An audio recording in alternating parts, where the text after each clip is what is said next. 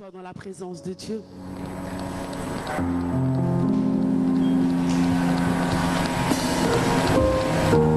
J'aimerais parler.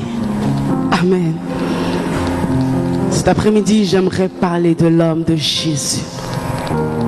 Cet après-midi, j'aimerais parler de la situation dans laquelle Jésus va te faire sortir. Cet après-midi, j'aimerais parler de la personne de Yehoshua HaMashiach.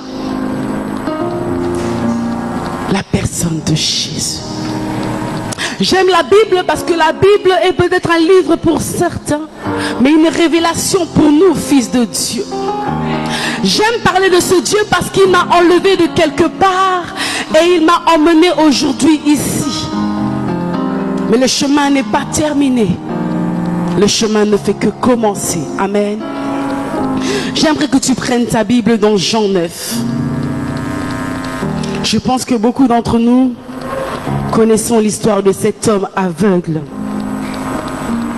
On parle d'un homme, pas d'un petit garçon, mais on parle d'un homme né aveugle. On parle d'un homme dont la situation a demeuré, a trop demeuré. Ici, on parle d'un homme qui ne lui connaissait peut-être pas le péché, qui lui peut-être n'avait pas péché, mais il est né dans une situation difficile et compliquée. Mon thème de cet après-midi, sortir de ta situation avec Jésus. Je disais, mon thème de cet après-midi est de sortir de ta situation avec Jésus.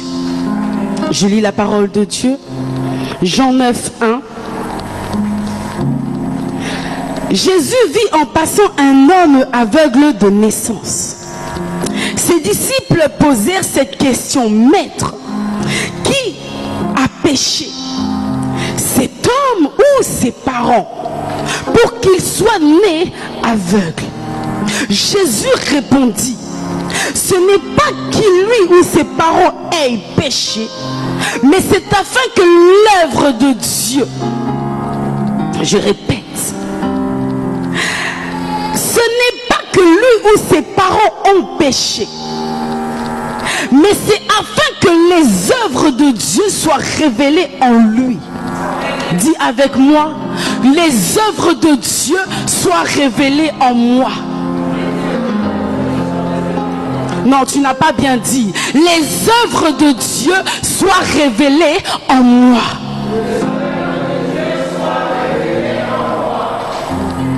Je lis. Il faut que je fasse tant qu'il fait jour les œuvres de celui qui m'a envoyé. La nuit vient où personne ne peut travailler. Pendant que je suis dans le monde, je suis la lumière du monde. Après avoir dit cela, il cracha par terre et fit de la boue avec sa salive. Puis il appliqua cette boue sur les yeux de cet aveugle. Et il dit: va te laver au bain de Siloé. Nom qui signifie envoyé. Il alla donc se lava et revint voyant clair. Amen. Mais nous allons encore lire dans la Bible. On va aller chez Marc. Marc 8. On nous parle de la même histoire. Mais Jean a des détails que Marc ne dit pas. Marc a des détails que Jean ne dit pas. Je lis la parole, Marc 8, 22. Il se rendit à Bethsaïda. On emmena un aveugle vers Jésus et on lui supplia de le toucher. Il prit l'aveugle par la main et le conduit à l'extérieur du village. Puis il lui mit de la salive sur les yeux, posa les mains sur lui et lui demanda il voyait quelque chose. Il regarda et dit, j'aperçois les gens, je les vois comme des arbres. Je les vois comme des arbres. Et il marche. Jésus lui mit de nouveau la main sur les yeux. Et quand l'aveugle regarda fixement, il fut guéri et vit tout distinctement. Alors Jésus le renvoya chez lui en disant, n'entre pas dans le village et n'en dis rien à personne. Amen. Ce soir, dans ces deux passages, deux versets, je veux tirer 6 points, amen, dans lesquels nous allons parler. Le premier point ici chez Marc, on dit que Jésus était à Bethsaïda. Mais que signifie Bethsaïda? Que signifie Bethsaïda? J'ai cherché à comprendre dans la Bible, j'ai cherché à lire dans la Bible que signifiait Bethsaïda. Amen. Je suis tombée chez Matthieu 11, 20, 22. Et la Bible nous dit ceci. Alors Jésus se mit à faire des reproches aux villes dans lesquelles avaient eu lieu plusieurs des miracles par lesquels il n'avait pas changé d'attitude. Malheur à toi, Chorazin, malheur à toi, Bethsaïda.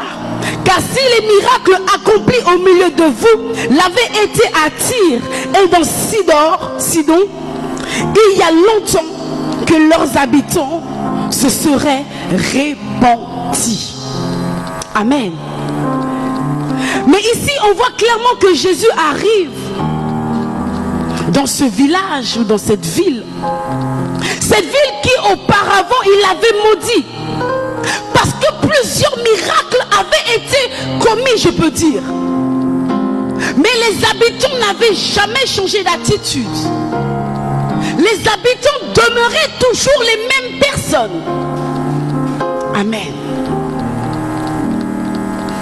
Mais Jésus dit ceci. Il prit la main de l'homme aveugle, le sortit de ce village.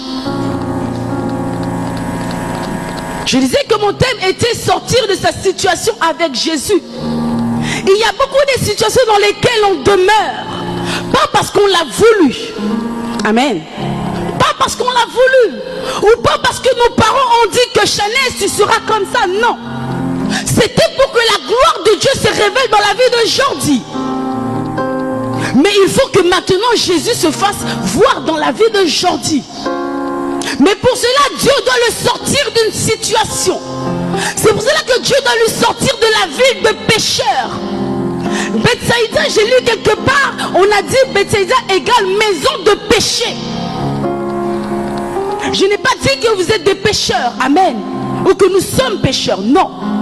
Je dis que Jésus a vu où l'homme habitait, était un endroit pourri, était un endroit infect pour lui. Il fallait qu'il le sorte de là pour qu'on puisse comprendre que Dieu est passé quelque part. Malgré cette ville est comme si, malgré la malédiction, Jésus est capable de faire sortir une personne d'une situation et de lui donner une nouvelle vie. J'ai parcouru une fois dans la Bible et j'ai vu cette femme qu'on avait attrapée dans l'adultère. On l'emmène vers Jésus. Que fait Jésus?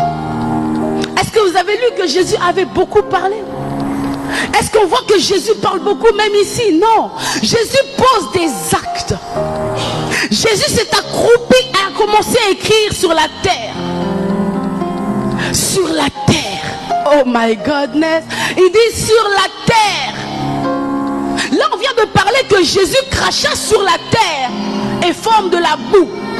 Lorsque Jésus vient dans la vie d'une personne, il vient pas seulement pour changer, mais il vient pour reformer, il vient pour recréer. Lorsque tu vois la terre, on voit que nous sommes tirés de la terre.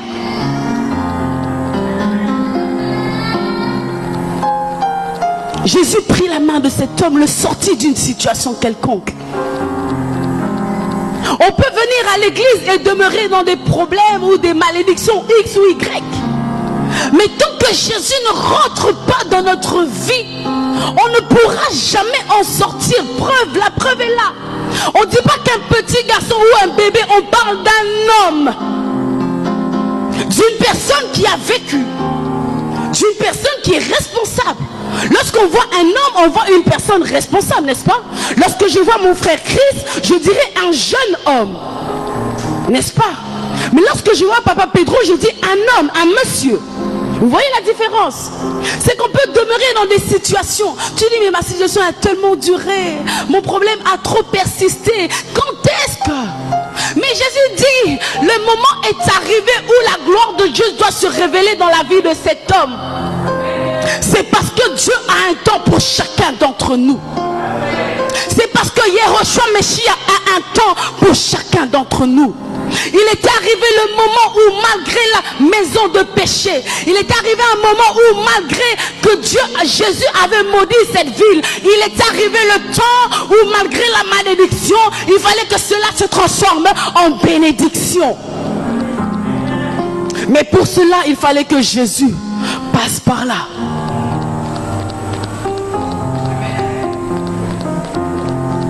Amen. Il prit la main de cet homme. Lorsqu'on prend la main, on prend la main d'une personne, c'est pour accompagner une personne quelque part. Lorsqu'on tient la main d'une personne, c'est pour le faire quitter d'un plan A pour aller à un plan B, n'est-ce pas? Lorsque je tiens la main de mon enfant, c'est pour pas que lorsque je suis dans la rue, il court partout ou il traverse n'importe comment. Parce qu'il y a des voitures, il y a des gens qui ne savent pas conduire. Donc je dois lui tenir la main pour le guider maintenant quelque part. Jésus est notre sécurité. Jésus était la sécurité de cet homme aveugle. La Bible dit quelque part, est-ce que deux aveugles peuvent-ils marcher ensemble s'ils ne tombent pas dans un trou? Jésus n'était pas aveugle. Jésus n'était pas aveugle. Jésus est Dieu. Il est venu en tant que sécurité. Il a dit, je prends la main de sa vie et je l'emmène maintenant quelque part. Cet après-midi, j'aimerais te dire que Jésus veut te prendre la main. Cet après-midi, j'aimerais te dire, quelle que soit ta situation, sache que Jésus te tient la main. Moi, je l'appelle Jésus, l'homme de sécurité. Même si dans ma famille, il y a des milliards, des millions de sorciers, je viendrai manger chez vous, je dormirai chez vous parce que je sais que Jésus marche avec moi. Je n'ai pas peur. On me dit, mais toi tu fais trop les... Non, je sais qui est avec moi. Je sais qui marche avec moi. Cet homme avait compris que si je ne tiens pas la main de cet homme, je resterai le même homme. Mais il a accepté que Christ lui tient la main. Il a accepté. Ce matin, j'aimerais te dire, voici Jésus. Je te présente l'homme de Galilée. J'aime l'appeler l'homme de 33 ans. Je te le présente. Il veut te tenir la main. Tiens-lui la main. Pour que ta situation change, tiens-lui la main. Amen. Mon deuxième point est ceci, ou troisième. Il est sorti de la ville. Amen.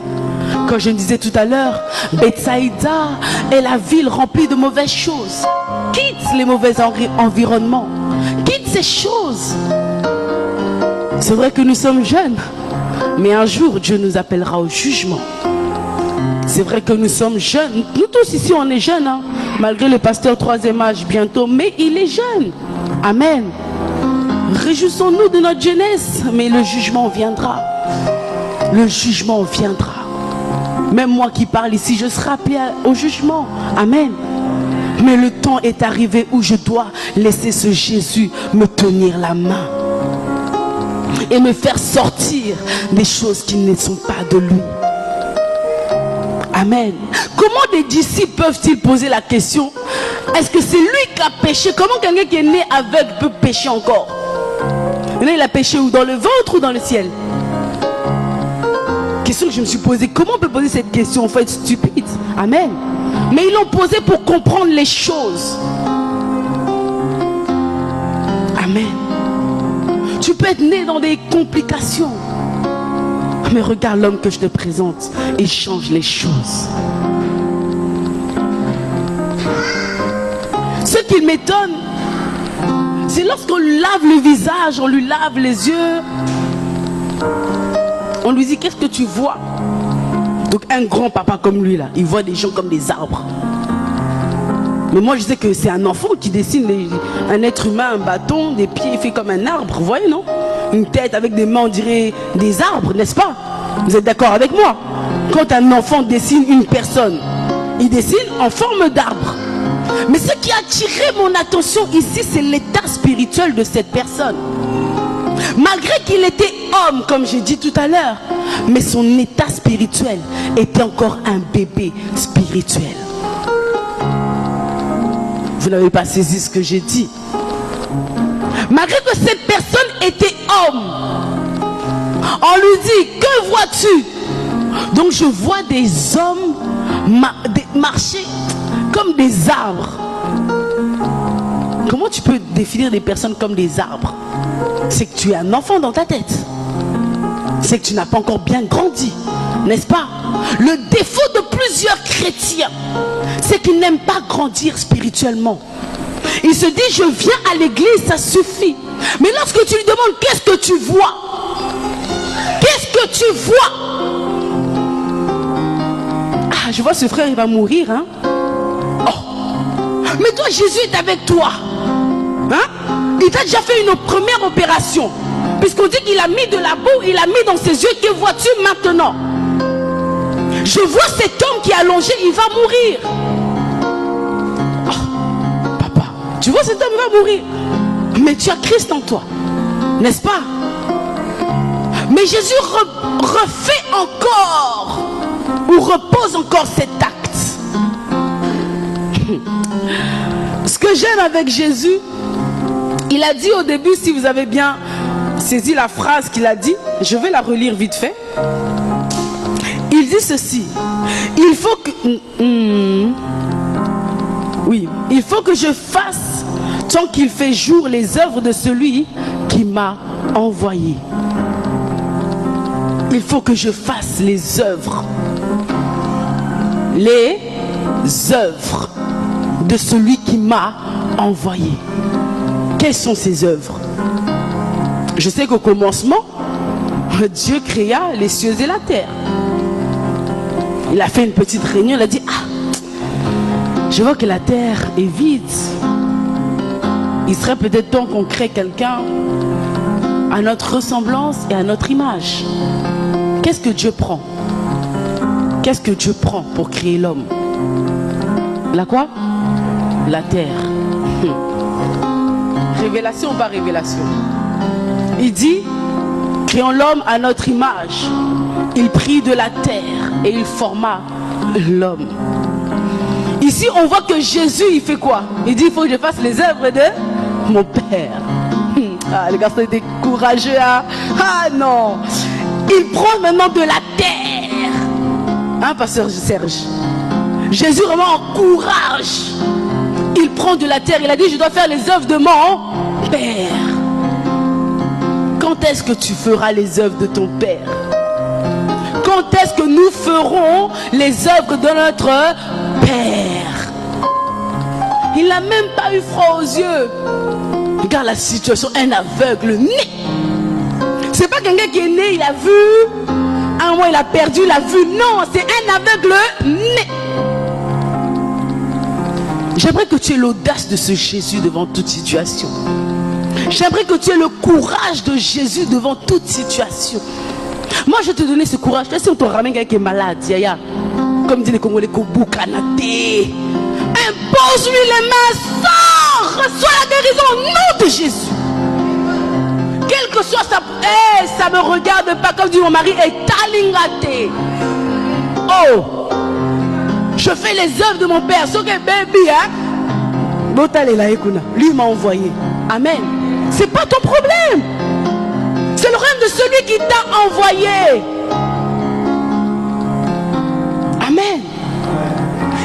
ôte cette coupe devant moi, Père. Pourquoi? Parce qu'il savait que Dieu seul était capable de ôter cette coupe. Jésus là sait que Dieu seul est capable d'agir. Lui, il est qu'un instrument, un vase. Que maintenant Dieu tu remplis, moi je fais ma boue et je vais imposer les mains. Amen. Chose qui attire encore mon attention. Et il me dit, il prit de la salive. J'ai regardé sur internet. Il y a 89% d'eau dans la salive. Mais on dit que Dieu est quoi? Est l'eau de vie. Amen, que je te bénisse. On dit que Dieu est l'eau de vie. Jésus, il prend encore de la salive où il y a 99% d'eau. Il mélange avec la terre qui a façonné l'homme. Non seulement Jésus recrée cet homme, mais Jésus redonne la vie là où c'était mort. L'œuvre de son Père. Mais il a vu ça en Jésus, il n'est pas Dieu. Jésus c'est le Fils. Maintenant lui il a vu ça où? Si c'est pas Dieu, maintenant dites-moi où Jésus a vu ça. C'est que lui-même est Dieu. C'est que vous êtes des dieux. C'est que nous sommes des dieux. Il est temps de faire les choses que le Père nous demande de faire dans ce monde ici-bas. Il est temps d'agir en tant que des dieux sur cette terre. Quand je dis cela, j'ai les cheveux de ma tête qui se lèvent parce qu'il est temps de faire les œuvres de Daddy sur la terre. Il est temps, frères et sœurs. Il prend de la boue. Il crache à terre, il fait de la boue, de la salive, pardon. Et il pose sur les yeux de cet homme. Il recrée d'abord cet homme et il lui donne la vie. Ce matin, ta situation est bancale. Laisse-moi te dire, je te présente celui qui reforme les vies et celui qui donne la vie. Je ne parlerai pas de moi, je parlerai de celui qui m'a envoyé. C'est le nom de Jésus. Je pourrais tout te dire, je pourrais bien parler le français, je pourrais avoir l'éloquence quand je parle, mais si je ne me présente pas la personne de Jésus, c'est que je n'ai rien fait. Ce matin, je te présente Jésus. Quelle est ta situation? Qui t'a dit qu'elle demeurera ainsi toute ta vie? Maintenant, imaginez que cet homme, il avait 350 ans, puisque là-bas, il vivait longtemps. Amen. Et que Jésus nous vient à cet âge-là. C'est qu'il a l'espoir de vivre encore longtemps. C'est qu'il a l'espoir d'avoir encore beaucoup de choses dans sa vie. Amen. Avec Jésus, il y a l'espoir. Qui a dit que c'était fini pour toi? Qui a dit à cet homme, c'est fini pour toi? Chose qui m'étonne encore. On vient voir Jésus. Jésus, ton ami est malade. Jésus, ton ami est malade. Jésus, il dit quoi? Oh, cette maladie n'emmènera pas à la mort. Amen. C'est pour que les œuvres de mon papa se révèlent en lui. Il a redit la même chose. Mais quelques jours après, on vient lui dire, Jésus, ton ami est mort. Ah, papa, quand il était malade, on t'a dit, tu n'es pas allé. C'est quand il est mort, maintenant tu vas prendre tes pieds, tu vas partir là-bas. Je vais encourager, hein. Amen. Il fait l'œuvre de son Père. Il a dit, mais il est mort. Ok. Où l'avez-vous mis? Ah, Jésus, il sent déjà 4 jours, il sent. Où l'avez-vous mis? Il est temps que je démontre les œuvres de mon Père.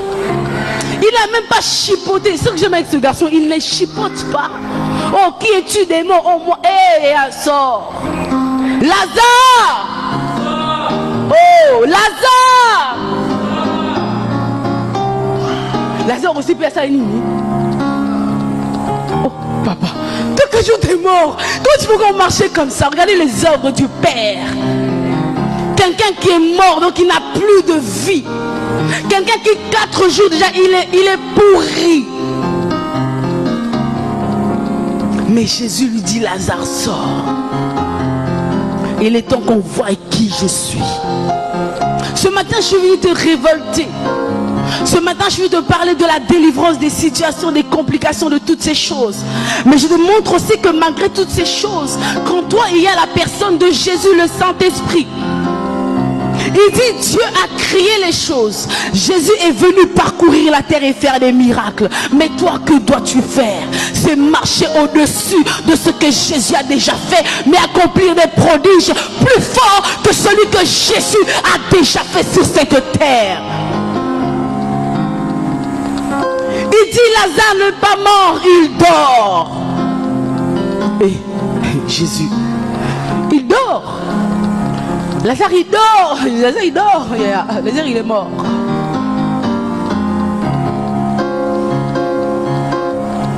Et il dit quoi? Détachez-le, détachez-le, détachez-le, détachez-le, laissez-le, laissez-le. Amen. Parce que c'est Jésus lorsqu'il vient dans ta vie. Et il ne vient pas pour te condamner comme cette femme, non. Il a demandé, où sont les personnes qui te condamnaient? Oui, où sont-ils partis? Mais va, ne pêche plus. Amen. Ce Dieu, lorsqu'il a pris la main de cet aveugle, il ne l'a pas pris pour le laisser encore dans des situations bizarres. Il a pris pour le sortir des situations. Il a pris pour le sortir des moments compliqués de sa vie. Mais tout en faisant des miracles. Amen. Tout en faisant des miracles.